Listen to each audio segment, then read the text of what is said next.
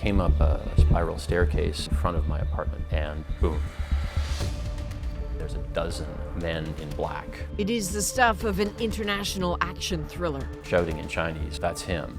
Put a blindfold over my eyes. Canadian Michael Kovrig, captured by China under the darkness of night, jailed, alone, accused of spying without evidence. I've never been a spy of any kind.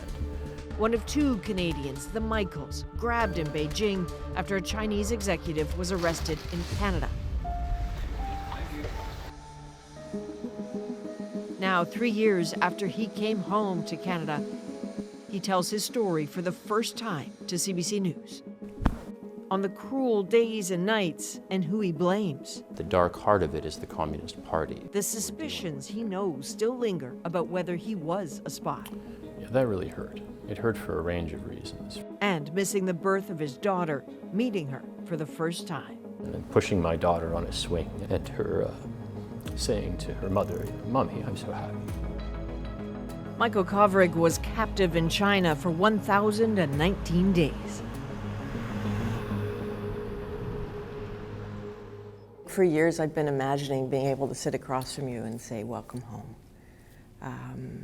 because I think we all thought it the moment we saw you. How would you say you're holding up?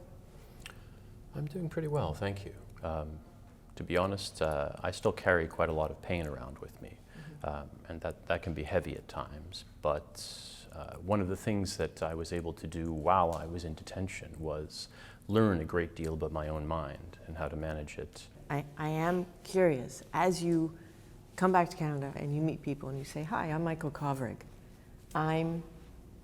What's the next line?" You've hit on an exact issue, actually, the whole point of identity, and that was a lot of what this was about. Because when you're detained, right, you're in a system that is trying to force a different identity on you, right? Mm-hmm. To destroy you psychologically and convince you that no, you're a bad man, you're a prisoner, you're a hostage. You're a spy. Exactly. And so I didn't want to come back as Michael Kovrig, former hostage. I prefer to think of myself as someone who has lessons from a difficult experience, from going to the dark heart of what is fundamentally the largest political organization in the world, controlling the largest state in the world. And I think I need people to understand what it is that we're dealing with there. The CFO and daughter of Huawei's founder was arrested while changing flights in Canada. An arrest that is sending ripples through the global stock market this morning. She's the chief financial officer of one of the biggest telecommunications equipment companies in the world. Can I take you to December 1st, 2018? Mm-hmm. So Meng Wanzhou, the CFO of Huawei, is arrested in Vancouver. Do you remember how you heard about that and what went through your mind at the time? This was a big deal, and not everybody seemed to entirely understand just how big a deal, and that the Chinese government was going to be furious, and that they were sure to retaliate somehow. So let's bring in our panel, Michael Kovrig. His analysis mattered. The former diplomat was working as an Asia advisor for the International Crisis Group. It's fairly clear that some North Korean senior official is visiting Beijing. Incredibly, he was the one many in the media and world capitals first reached out to for insight as to what Meng's arrest by the RCMP at the urging of the Americans might mean. Did it occur to you that they might grab some Canadians? I analyzed it, I think, a little too rationally, thinking that there's no point in doing something to Canada because it's not Canada's decision ultimately. Your issue is with Washington, so that's how you need to resolve it. I underestimated a couple of things, essentially. I overestimated the Chinese Communist Party's reasonableness, and I underestimated their ruthlessness. I spent many days after that, with 20/20 hindsight, sure, kicking myself, beating up on myself for not having seen it coming, not seeing that I might personally be targeted. So can you take me to the moment when you were grabbed? What happened? So it was about 10 o'clock at night. I had just finished dinner with my partner, and we were walking across the plaza in an area called Sanlitun Soho. It's this very sort of science fiction Blade Runner style Japanese architecture set of skyscrapers. A hard place to explain, perhaps, so it helps that Michael Kovrig found this video online that almost exactly recreates their precise steps in that precise neighborhood that night. We came up a spiral staircase right in front of the plaza, in front of my apartment building. And boom, there's a dozen men in black, cameras on them, surrounding us, shouting in Chinese, you know, that's him. They grabbed me, they grabbed my phone out of my hand so I couldn't make a call, they pinned my arms, they pulled my partner, who at the time was 6 months pregnant, away from me.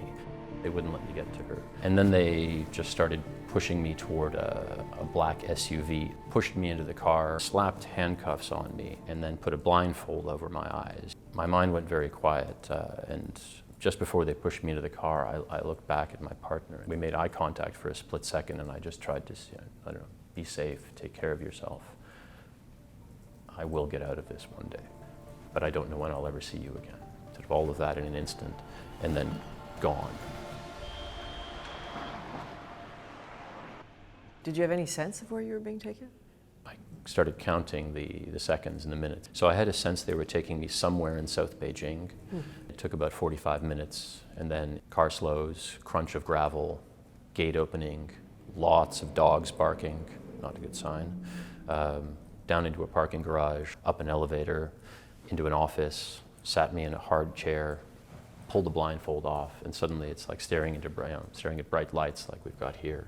And sitting at a desk is an older Chinese man with thick glasses. Is that a moment where you thought, okay, somebody in charge, I can ask some questions here and this is going to be okay? I didn't think it was going to be okay, but you immediately sort of have to sort of think through, how am I going to handle this? At that point they said, you are under suspicion of endangering China's state security. You are going to be interrogated. And at that point, a chill went down my spine, and that was not a good moment. And then they took me out of that room, down the hall, blindfolded again, into what proved to be a padded cell. And then they locked me into that room with a really thick door that clicks shut with a magnetic lock. How long were you in that room? Nearly 6 months. Solitary confinement. That room was essentially my universe. Are you able to draw this? Yeah, sure. So let's see what we can do here. So you've got, let's say, bathroom here. There's your bed. A couple of armchairs here. I was never allowed to sit in them.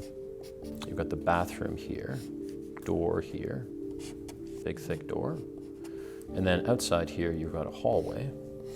And then here you've got the interrogation room. Interrogation room is not very complicated. You've got a chair that you sit in, a long kind of desk or counter on this side, and then you've got the interrogators sitting here. You have no daylight in this room, and they never ever turn off the lights. So you have fluorescent lights 24/7, and you don't ever see daylight. What did it sound like in there? Utter silence. I love music.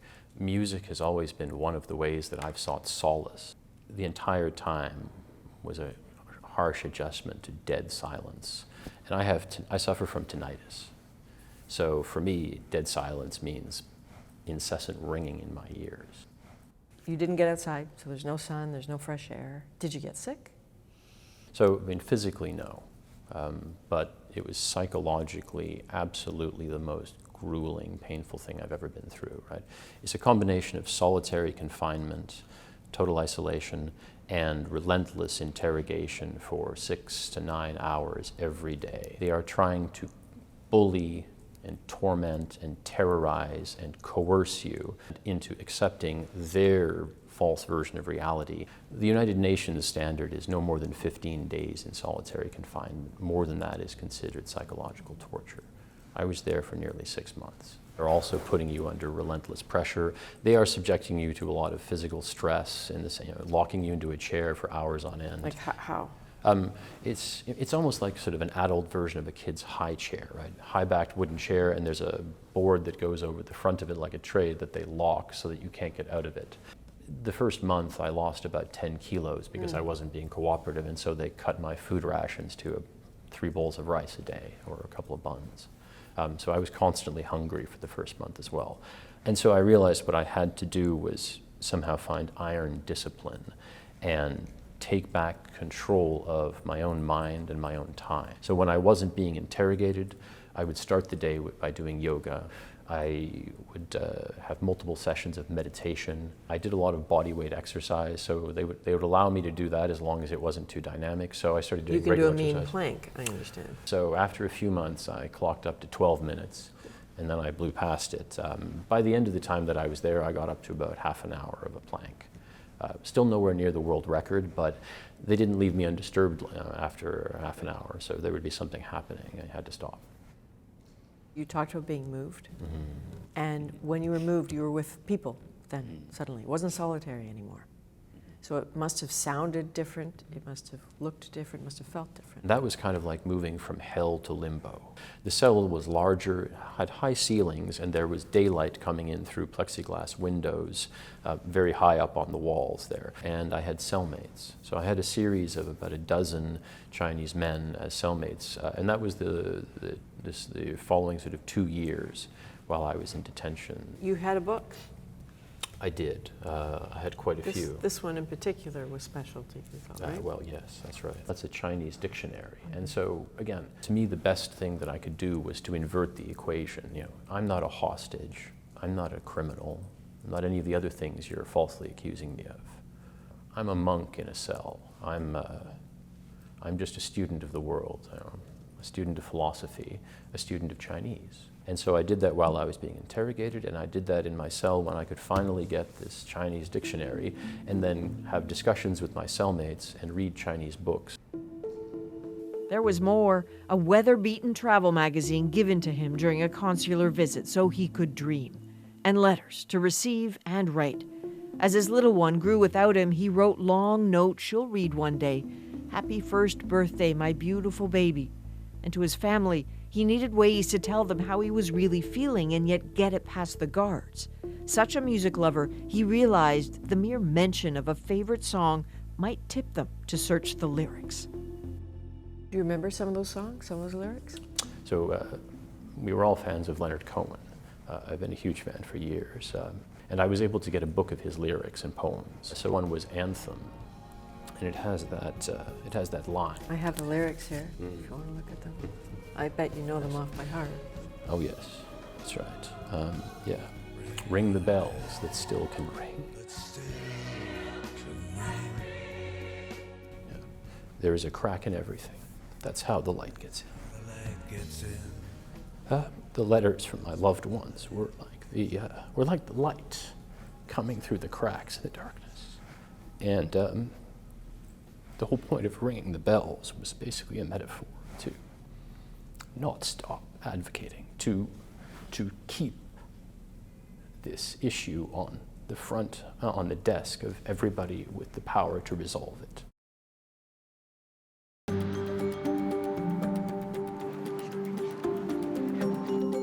Perhaps Michael Kovrig's most vocal advocate, Vina Najibullah. If there was a political door to bang on, a document to find, a plea to be made, she did it. Stop saying we can't when, according to the law, we can.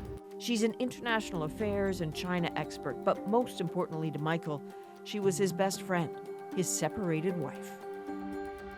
At what point did you become aware of what she was doing? By the second consular meeting, I knew that she was involved, and that gave me a lot of hope. For some context, right? We had been together for over a decade and then separated relatively amicably in 2016. But because we weren't formally divorced yet, she was technically family and could represent me in meetings with government officials and things like that. As she realized it was going to be a marathon, not a sprint, she threw herself into it. She put her entire career aside and focused on this nonstop, every day, for 1,000 days. And she did, frankly, a heroic work on that. I'm so grateful to her. I'm grateful to my current partner who helped at the beginning with that kind of advocacy, but then had to give birth to our child. And we agreed that her number one priority had to be protecting our daughter, and she did that. What Michael Kovrig did not know for a long time is that he wasn't the only Canadian held. The same time he was grabbed, in the north of China, another Canadian was being plucked off the streets, Michael Spavor, a man with a lifelong fascination with North Korea, a guide who had met Kim Jong-un, who had arranged the infamous North Korea trip with NBA star Dennis Rodman. At what point did you learn that another Canadian had been taken? Michael Spavor had been taken. So nobody told me that he had been detained until maybe March 2019 or later, when they were interrogating me. They were pressing me on, who were the most useful and informative foreigners that you talked to about China? Who were the best analysts? And I was sort of thinking to myself, going down a list of all the people that I knew, and they were getting increasingly frustrated. And finally, they're like, what about Michael Spavor? And I just looked at him like he had two heads, because to me this was absurd. Why absurd? Because Michael Spavor was a tour guide, essentially. He was running a travel agency that specialized in taking tourists into North Korea. He didn't speak Chinese. He was not someone that it would even have occurred to me would have sort of expert insights on China. You'd met him? Yes. And you'd spoken with him? Mm-hmm. Yeah, sure. I knew him. I hadn't seen him in a long time at that point. He knew many of the diplomats at the Canadian embassy. And so they were suggesting that you had spoken with him, got information from him, and then shared it. They had absolutely no evidence of that. And in the actual interrogation, they fairly quickly moved on from that, deciding that there wasn't any there. And then when I was put on trial, there was no further discussion of him. So they brought him up early on in the interrogation, but then dropped it. As Kovrig's detention wore on, Canadians started asking hard questions of their government. We will continue to do whatever we feel gives the best chance of bringing them home. What exactly was it doing? There was utter silence from Kovrig's family for almost a year and a half. They'd been asked to keep quiet, but they could take it no more. Their first public conversation was with us. I don't know if you've ever seen any of that footage. Some of it. It's pretty intense for me to look at. Do you want to look at it, or is it problematic for you to look at it? I've got some of it. We can if you like. Mm-hmm. Your dad was struggling, but he kindly, and your sister, they agreed to talk. I would like to see my son again.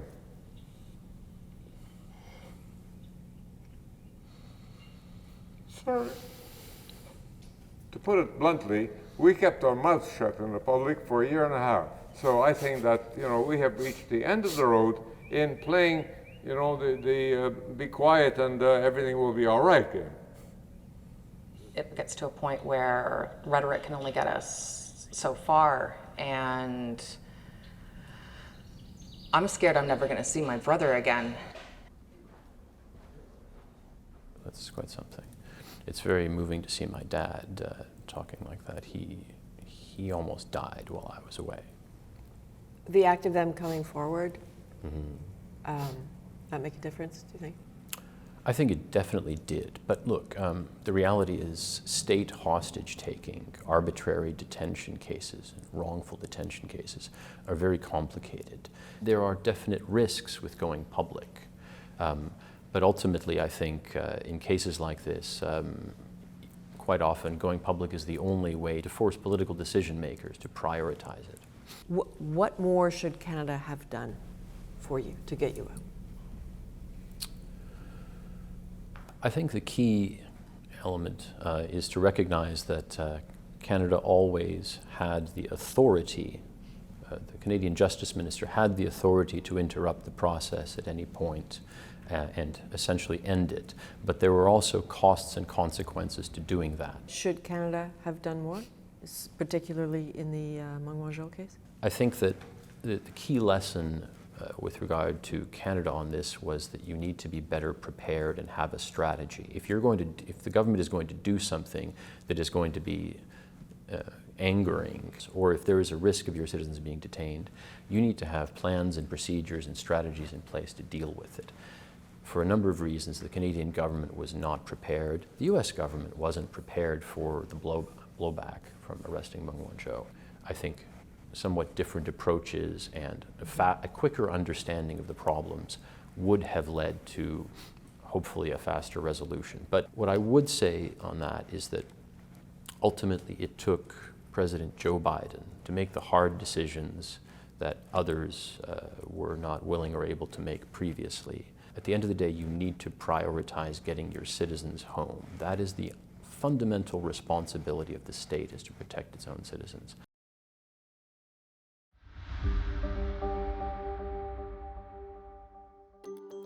Things have been moving very, very quickly indeed. And what happens now to Michael Spavor and Michael Kovrig? We're following major breaking news tonight. Michael Spavor and Michael Kovrig have been released from China. What was the moment where you exhaled? Was it when you were on the plane? Was it when the plane took off? I had this constant feeling of an emotional weight on me. And it only really lifted when the plane lifted off and was out over the ocean, and then when I could see the island of Japan in the distance, and I knew I had left Chinese airspace, that the weight completely lifted. In Toronto, a moment Canadians may hold dear, a hug. A 30-second long hug with tireless advocate Veena Najibullah. Away from the cameras, a most treasured experience, meeting his little girl for the first time. She was 2.5 years old. What was that little human like to you when you saw her? It's the most fantastically heartwarming feeling you can imagine.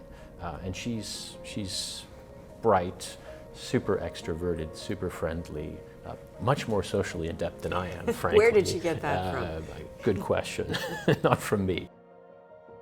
I was in solitary confinement when she was born. I couldn't be there. How is she going to react to me? Is she going to treat me like a stranger? But fortunately, her mother had done a great job of preparing her for who Daddy was. And so she knew me immediately, playing, she would play recordings of my voice, so she immediately knew I was Daddy. I remember one scene where I was pushing her on a swing. This was the Sunday where we were walking around in the sunshine, and everything looked extraordinarily beautiful to me. I was looking at trees, I was looking at flowers, and I'll never forget that sense of wonder, of everything being new and wonderful again, and pushing my daughter on a swing, and her saying to her mother, "Mommy, I'm so happy." Both Michaels have been home for 3 years now. They've been seen briefly, but largely disappeared from public conversation until this past year, with reports that Michael Spavor alleged Michael Kovrig was perhaps to blame for his detention. Spavor's lawyers allege that unbeknownst to him, Kovrig then shared that intelligence. There was a threat to sue. It was never carried out. But this reignited questions about what Kovrig was doing in China. What started happening is that a lot of people started saying, well, I guess he was a spy. I guess Michael Kovrig was a spy. That kind of got embedded for people again. Yeah, that really hurt. It hurt for a range of reasons. First of all, it's not true. I've never been a spy of any kind. I was a foreign service officer, a diplomat. Before that, I was a journalist years earlier. I was a researcher. The kind of work I do requires complete transparency and it requires trust. Frankly, I was disappointed at how quickly so many people were ready to believe a narrative that was based on zero evidence. The original story is the true story. It's not that complicated. Are you and Michael Spavor okay? Could you pick up the phone and call him now and be okay? Or is there something torn with that relationship? I would not have a problem talking to him. It's up to him whether he wants to talk to me. I asked him at the time to make a public statement that he wasn't somehow pursuing me, because it got turned into some story where it was him against me, and that was, I could see that was not his intention. He declined to comment publicly because I think he was focused on his legal proceedings. I just think it was deeply unfortunate that his efforts to try to put his life back together again ended up being conducted in that kind of an antagonistic way, when the government had agreed from the beginning, wanted to support us and help us get back to normal life. So as of now, Michael Spavor has settled with Ottawa. Michael Kovrig referred us to the government in this matter, and no one responded. He may be free, but there's no ending yet, and dealing with what felt like the randomness of what happened still lurks for him. They wanted hostages, and they wanted to grab somebody, and if I hadn't been there, it would have been someone else. So one small comfort I take away from that actually is that probably I spared somebody else from that ordeal by going through it myself. Okay. My last question is, are you okay? I'm doing quite well, thank you, but it takes a lot of work. And I appreciate you taking the time.